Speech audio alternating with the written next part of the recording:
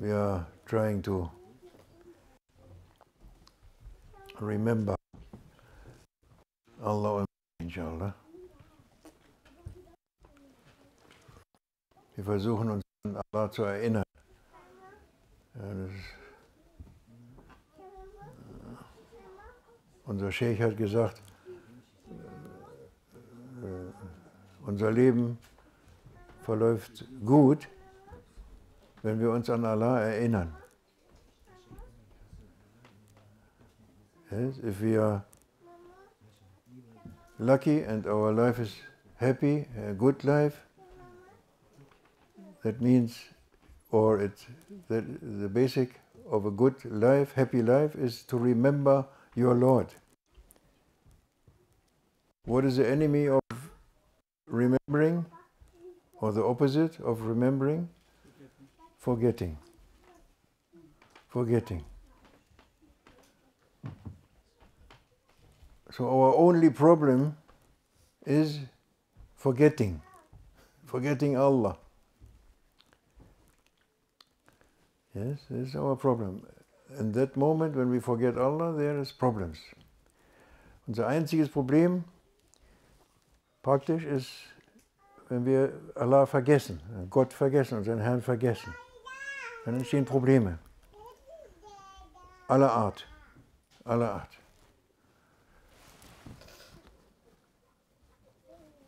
Wir vergessen sehr schnell.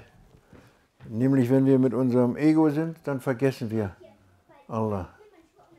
Wenn wir unserem Ego dienen, im Dienste sind unseres Egos, dann vergessen wir Allah natürlich. Ja, gibt es tausende von Arten von Vergessen. There are so many reasons to forget, and very quickly we forget if we are with our ego, serving our ego. If we serve our ego, there is forgetting. You cannot, our Sheikh was saying, you cannot have two lords. Two lords to serve them. Not two, no, only one. If you serve him, you are okay. If you serve your ego, you can't serve your Lord. You are in trouble, big trouble. Du kannst nur einen Herrn haben, ja, dem du dienen kannst. Du kannst nicht zwei Herren gleichzeitig dienen. Du kannst nicht deinem Ego dienen und Allah dienen. Mit dem Ego-Dienst vergisst du Allah und bist in Schwierigkeiten, großen Schwierigkeiten.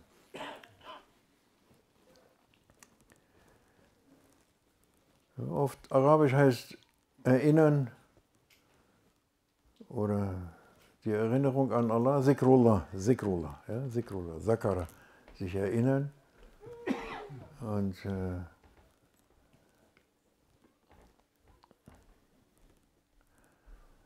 Und die Definition, die haben wir gestern oder vorgestern, Definition von Zikrullah ist es nicht das Wiederholen der Namen, was wir jetzt gleich machen, ja, sondern es ist, an Allah zu denken und zu wissen, dass er mit dir ist.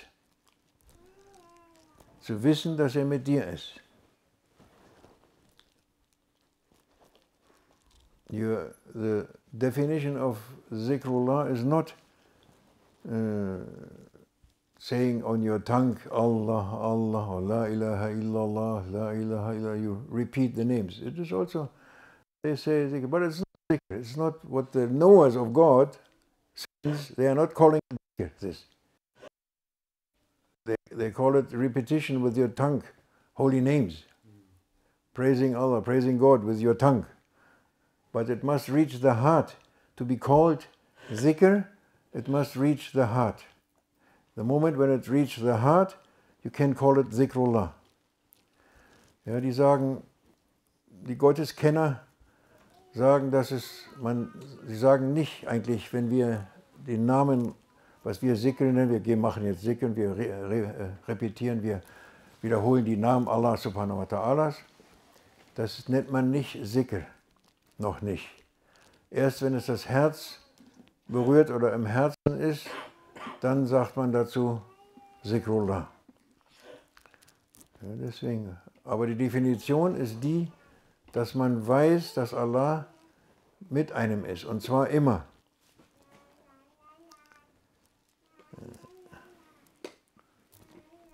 Das ist die Basis von Ihsan. Die Gotteskenner sagen, dass Ihsan die Basis von Tasawwuf ist, Basis von Sufismus, Basis von Tarikat. Ja, Ihsan ist die Basis. Es gibt Islam, Iman, Ihsan. Ihsan ist die Basis.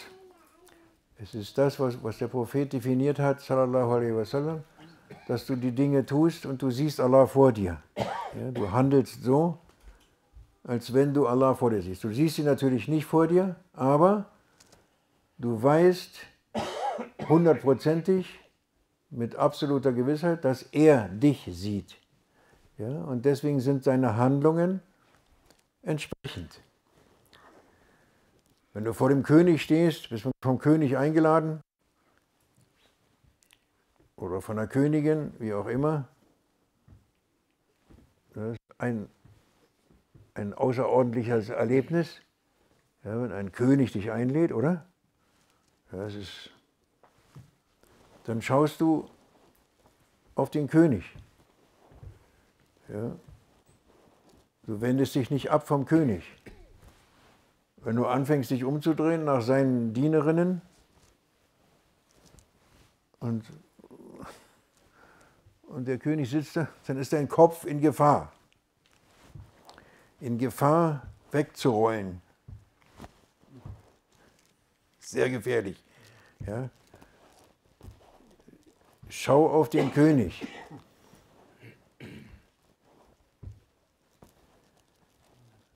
Da gab es einen Derwisch, der ist gereist, der war ein armer Derwisch, ein Gläubiger, ein voll konzentrierter auf seinen Herrn Derwisch.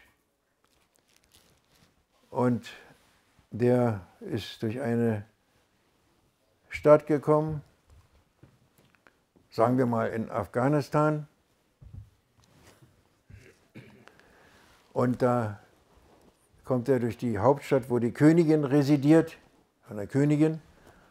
Und als er gerade da vorbeigeht, geht das Fenster auf und da erscheint die Königin da am Fenster, weil sie gerade das Fenster aufmacht. Und er ist gerade da und sieht das. Und die ist wunderschön. Unglaubliche Schönheit. Er ist wie vom Blitz getroffen, erstarrt. Alles in ihm nimmt dieses Bild auf, diese absolute Schönheit, durchdringt ihn. Er ist geschockt, starr, bleibt so stehen. Das Fenster geht schon wieder zu. Er bleibt immer noch stehen und steht und kann gar nicht warten, dass das Fenster geht. Aber es geht nicht auf. Es geht nicht auf, das Fenster. Er starrt immer aufs Fenster, wendet seinen Blick nicht ab, dann kann er nicht mehr stehen, setzt er sich hin, kniet sich nieder auf die Straße, auf die staubige Straße, den ganzen Tag, auch die Nacht und am nächsten Tag auch noch und die nächste Nacht und den dritten Tag. Wann geht das Fenster, wann sehe ich diese Schönheit wieder? Nichts anderes war mal bei ihm, nur das. Ja. 4. Tag, 5. Tag, 6. Tag, 7. Tag, 8. Tag, immer um Staub. Hunde kommen, Hunde gehen, ja, die fressen da, der isst auch irgendwas von den Hunden da. Nach 2 Wochen konntest du ihn gar nicht mehr von der Straße unterscheiden. Yes. There was a man, a dervish, he was traveling in Afghanistan, in the Holy Land. It was not called Afghanistan that time. Yes. What was it called? Khorasan. Khorasan. Balch. Balch is eine Stadt, ne? That area, and there was a queen. A beautiful queen was residing there in that country, and he was going in the street where the palace was, and the palace, at that moment when he was looking, opened the window, and the queen, the beautiful, divinely face of the queen appeared at the window, and he was struck like from lightning. He was whole beauty of this divinely human being went through him, and he looked only to the window. He couldn't, even the window was closed shortly after, but he was waiting that the window must open again. And he stayed there on the place. He just couldn't move, only looking to the window. 1 week he was there, eating with the dogs. He was getting dirty from the dust of the road. He couldn't distinguish him. There was no difference from him or the road. Then the servants of the queen, they said to the queen, "Oh, our queen, there is a madman in the street. He's staring at your window since 2 weeks." And she was very upset. She said, "Bring that man here. We may ask him." And they brought him. He came in front of the queen, and the queen said to him, "Oh, you impertinent one, are you crazy to stare at my window? You don't know who I am? I am the queen of this country. You stare there, adab sis, without adab, and looking at my window? Are you crazy?" And he said, "No, I am not crazy. Oh, my queen, it happened. Allah wanted it that the window was opened. You opened the window, and I saw your face, and I can't have it. I lost my heart immediately. Immediately I lost my heart for you, for the love for you. Immediately. What shall I? It's like this. It's happened. I'm a dervish." Yes, he said, "Don't say such a thing. Are you stupid? You beggar. What are you saying? This is not acceptable, such a thing. I give you one choice. You leave this country immediately, never come back here in your life, or we cut your head." Yes. Now in Deutsch.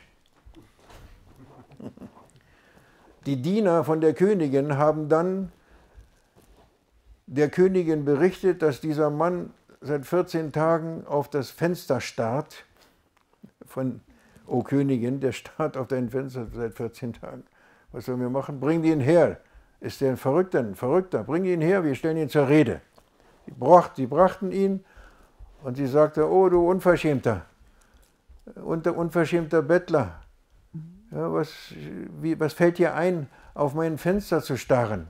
14 Tage. Alle Leute können sehen, du starrst auf mein Fenster, du starrst da 14 Tage lang. Bist du verrückt?" Er sagt, "Nein, ich bin nicht verrückt, ich bin ein Derwisch, einfacher Derwisch, und Allah hat es gewollt, es ist Schicksal, es ist Qadr.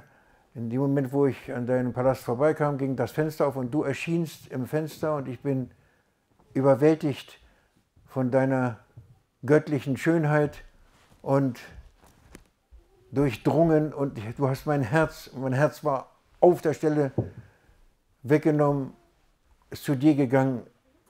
Ich bin verloren, ich bin ein einfacher Derwisch. So ist es, meine Königin." Sagt sie, "Rede nicht so einen Unsinn.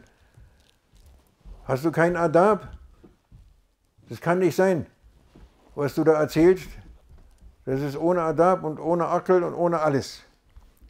Ich gebe dir jetzt 2 Möglichkeiten. Du verlässt dieses Land auf der Stelle und kommst nie wieder in deinem Leben in dieses Land zurück, oder wir schneiden dir direkt den Kopf ab." Sagt er, "Oh, meine Königin, sei nicht grausam. Bitte sei nicht grausam, ich habe mein Herz an dich verloren. Meine Liebe, ich habe nichts außer die Liebe zu dir. Schick mich nicht weg, sei nicht grausam. Ruhig, jetzt ist Schluss mit deinen Worten. Du hast gehört meine Entscheidung." So. Dann ist er aufgestanden, hat sich aufgemacht, und die wollten ihn rausführen. Ist er rausgegangen langsam. Dann hat sie gesagt, "Halt", hat sie gesagt, "schneidet ihm den Kopf ab. Er lügt. Er ist ein Lügner." Wenn er gesagt hätte, schneide mir den Kopf ab, weil ich bin sowieso schon tot. Ich habe ja mein Herz schon verloren. Mein Herz ist ja bei dir, ich habe ja gar nichts mehr, bin ja gar nicht mehr da. Ja, schneid mir den Kopf ab, es ist gleich für mich. Schneid es mir ab, schneid es mir nicht ab, ist egal. Wenn er das gesagt hätte, sagt die Königin, ich hätte ihn geheiratet und zum König gemacht. Ich hätte ihn geheiratet und zum König gemacht, natürlich. Das ist dann wirklich Schicksal von Allah. Aber er lügt. Er will sein Leben. Er sagt, er hat sein Leben verloren bei mir und rettet sein Leben, indem er weggeht. Das ist eine Lüge. Ja, das ist die Prüfung der Echtheit der Liebe zu Allah, dass wir das illustrieren. Yes? Then the queen said this to him, you go or we cut your head. And he said, oh my queen, don't be cruel to me. I am lost. I have nothing. My heart is with you. My love is with you. Don't be cruel to send me away. I have nothing but you. Don't send me away. She said, shut up. Be quiet. It's enough now. This is my decision. Finish. So he got up and he started to go out of the room, to go away. Then she said, stop. She said to the servants, bring him and cut his head. He's a liar. He is lying. He is not really, his love is not true. Because if it is true, if he said that my heart, I lost it, that means he is dead already. Yes, it is die before you die, what the Prophet said. You don't have yourself. It's not a problem if you live or not physically. No. Yeah? He said, I lost my life, I lost my heart, I lost everything, I am with you, I have nothing anymore, but he's saving his life, going out. If he would have said, the queen said, if he would have said, cut my head, because I'm already finished, if he would have said this, I would marry him, she said. I marry him and make him king also. Yes? This is a very good illustration of the truthfulness of love to Allah Almighty. Yes, it's a test. It is a test. If you love your Sheikh, or you love your Prophet, you love Allah Almighty, this is a test. Yeah? Die before you die. Yes. Why we said this? I don't know. You also don't know. Alhamdulillah. Dhikrullah, remembrance and forgetting. What? Remembrance of Allah and forgetting. Yes. MashaAllah. Alhamdulillah. Remembrance of Allah. Remembrance of God means to know that God is seeing you. Anytime, every time, He is nearer to you than you are near to yourself, much nearer. And to know this. And to act accordingly. To act accordingly. That is zikrullah. Not repeating only. That is why they are also saying, the knowers of God, that, for instance, Im Ata'ullah, min Misr, Im Ata'ullah. تعرفوا مصطفى؟ سمعت؟ Im Ata'ullah. Mursi. Iskandarun. Iskandaria. Alexandria ist der begraben. Der ist Murid vom Shazili. Famous Sheikh from Shazili. Der hat he was, was haben wir, Deutsch oder Englisch gerade? Englisch. Huh? He was saying that put it in another aspect, but it's the same thing. When you make zikr, and you repeat the name of Allah, you have to, by your heart and your concentration, also everything what you have, you know that you mean Allah. You mean the meaning of Allah, His meaning. What is His meaning? Or Ya Wadud. If you say Ya Wadud, you have the letters, but you want the meaning of His aspect of Ya Wadud, love. Wadud is love, the originator of love, the creator of love. Ya Wadud. If you say Ya Wadud, Ya Wadud, Ya Wadud, Ya Wadud, Ya Wadud, it's not the letters. It's also very nice, mashallah. Already this is very nice and gives you something. It is a miracle, and it is the miracle of Allah subhanahu wa ta'ala's names, divinely names. So it's very nice also to say Ya Wadud, Ya Wadud. It gives you peace. Even you don't understand and you don't. But the aim is to get to the meaning of Ya Wadud. You get to the love itself, to taste the love, to see the love, to experience the love, to be in union, to be in Wadud. Yes, that is what you want when you say Ya Wadud. Because Allah is saying, call me by my names. No? He's saying, call me by my names. If you call Him by your name, when you call Him by His name, for instance, okay, jetzt kommt der Gabi-Witz, Standard Nummer 495b. Ja, jetzt kommt, when you have a lovely lady or gentleman, I call you gentleman and you know what you are, and this lovely lady, you are falling in love with her, that is a good example. And then you say to her, German, there's Gabi or Hans, the men, vice versa. Then you call Gabi, yes, you call her, you say Gabi, Gabi, Gabi, Gabi, Gabi, Gabi, Gabi, Gabi. Yeah, you say, yes. That means you put your love inside, but you are not saying Gabi, I mean Gabi, Gabi, G-A-B-E, Gabi. No, it's not, no, it's her. It's her, beautiful Gabi. Just herself you love. No? It's her, not the name. You mean Gabi herself. Yes? But even the name brings sweetness, sweet remembrance of her, so it is sweet. That is why you say Gabi, Gabi, Gabi, Gabi. You don't say, like the Germans, Gabi, Gabi, Gabi, Gabi, Gabi, Gabi, Gabi, Gabi.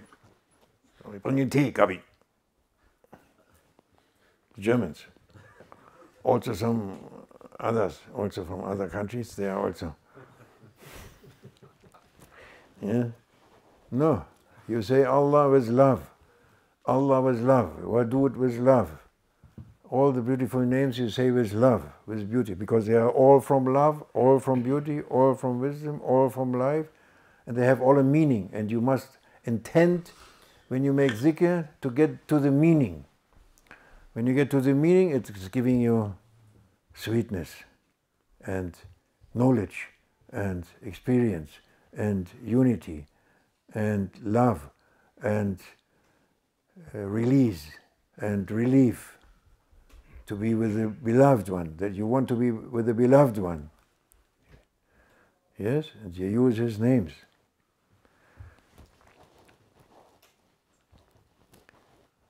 Ja, das ist ein Test, die Geschichte, die illustriert ja, unsere Aufrichtigkeit oder Nicht-Aufrichtigkeit, je nachdem. Und das Zikr haben wir beschrieben, es ist die Wiederholung, es fängt an mit der Wiederholung.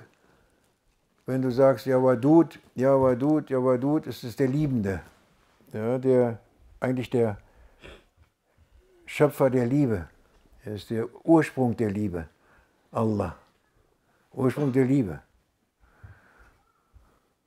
Ja Wadud. Wenn du sagst Ja Wadud, Ja Wadud, Ja Wadud, dann ist natürlich alleine schon der Sound und die Schwingung und die Buchstaben alleine schon, die sind alle göttlich, von göttlichen Namen. Deswegen sind die schon süß. Alleine das zu singen, es gibt schon Süße, gibt schon Geschmack, ja, weist schon auf den Schöpfer, auf die Bedeutung auch hin. Und der Ibn Ataullah Iskandariya, der hat gesagt, dass Zikr eigentlich erst richtig anfängt, wenn und auch der Sinn ist und die Absicht ist, hinter die Bedeutung des jeweiligen Namens, in die Bedeutung ranzukommen. Was ist die Bedeutung von Ya Wadud? Dass er Liebe gibt, ja, dass du die Bedeutung spürst und an die Bedeutung kommst. Ja, das ist so wie unser Beispiel immer mit Gabi, also wenn einer verliebt ist, ja, ein junger Mann ist verliebt, zum ersten Mal vielleicht in seinem Leben, dann ist er natürlich völlig weg vom Fenster, wollte ich gerade sagen. Er ist am Fenster. Er ist dann sehr am Fenster. Ja, er wartet, dass das Fenster wieder aufgeht. Ja, er sucht dann seine Freundin oder seine Frau, seine Braut, seine Verlobte, die heißt Gabi, sagen wir mal. Oder Gabriella, ist noch schöner. Gabriella. Ja, und dann machst du Sicke Gabriella. Gabriella, Gabriella, Gabriella. Die Italiener, die haben es ja auch Amore. Gabriella, Gabriella, Gabriella, ja, mit Liebe. Sagt er den Namen? Er meint natürlich nicht Gabriella, die Buchstaben, ist nicht das, was er meint. Er meint sie. Das ist ein ganz simples Beispiel.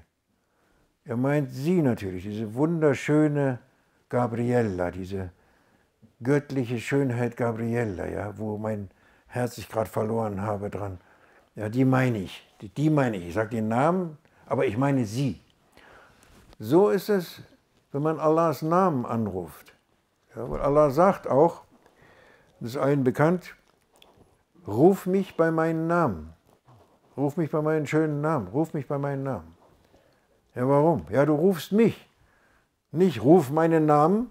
Nee, ruf mich mit meinen Namen, durch meinen Namen. Wen rufst du? Ihn. Das muss uns bewusst werden. Das muss ins Bewusstsein kommen. Dass wir ihn meinen. Ihn und ihn, das ist sehr schwer, also das ist groß.